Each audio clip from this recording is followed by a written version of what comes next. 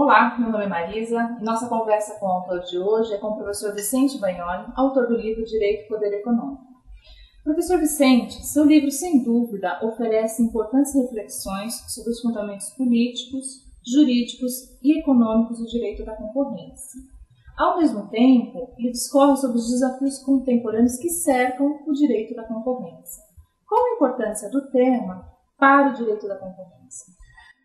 O direito da concorrência ele acaba sendo um dos elementos a promover a sustentação do Estado, um dos tripés fundamentais: trabalho, consumo e concorrência. O trabalho é a geração de emprego, é o que paga o salário para o indivíduo. O consumo é o indivíduo gastando o seu salário, fazendo com que a empresa continue a produzir.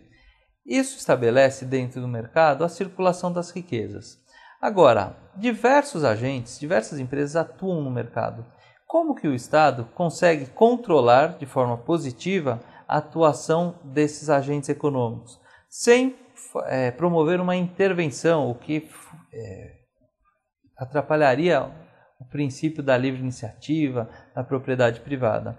É pela promoção da concorrência, da livre concorrência. Então esse tema é fundamental para que os agentes econômicos concorram no mercado e dessa disputa entre os agentes econômicos, a sociedade ganhe os benefícios da livre concorrência, redução de preço, qualidade em produtos, inovações tecnológicas. Excelente. O capítulo 2 ele trata do grande transformador do século XIX, que é o poder econômico modelando o Estado. Qual o impacto do poder econômico e do direito na economia de mercado? A partir do século XIX, se acentua essa aproximação entre poder econômico privado e o poder público, o Estado. É o nascimento das grandes empresas, das grandes corporações, das concentrações econômicas. E cada vez mais essas concentrações econômicas, o poder econômico, faz uma relação muito próxima com o poder público, com o Estado. E o Estado acaba fazendo normas, legislando, não para a sociedade, mas sim para uma minoria, a minoria que controla o poder econômico. É o Estado que se considera um parceiro da iniciativa privada e acaba encampando, defendendo os interesses da economia privada, da grande empresa. O efeito disso para o mercado e para a sociedade é muito grande, porque o Estado acaba refém, ele acaba fazendo aquilo que o grande capital determina. E qual o interesse de uma classe política em se relacionar com o poder privado? É a troca de favores. Se por um lado eu faço uma lei que beneficia uma empresa, um determinado segmento de empresas, por outro lado essas empresas acabam financiando campanhas políticas, financiando os candidatos de determinado partido. Isso é um fenômeno que se observa em todo o mundo, não é uma coisa exclusiva do Brasil, não é da América Latina, é sim na Europa, é nos Estados Unidos, é o mundo inteiro que tem essa relação. Isso cria um problema muito grande para a sociedade. Ocorre que muitas vezes a sociedade não percebe essa relação próxima entre Estado e poder privado.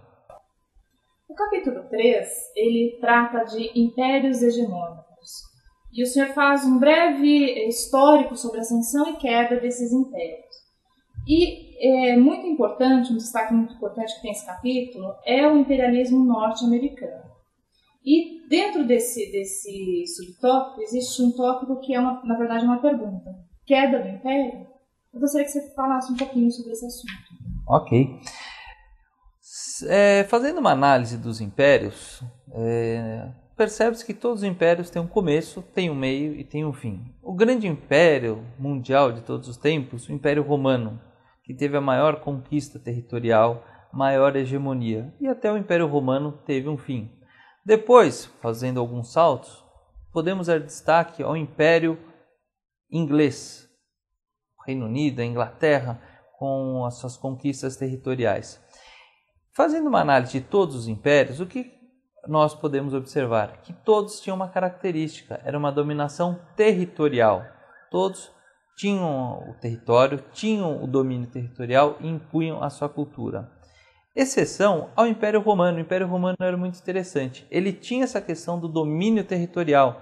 mas ele permitia a cultura do dominado e fazia com que a sua cultura, a cultura romana, fosse sendo absorvida pela cultura local, da mesma forma que o Império Romano absorvia aquilo que ele entendia interessante, importante para a sua cultura.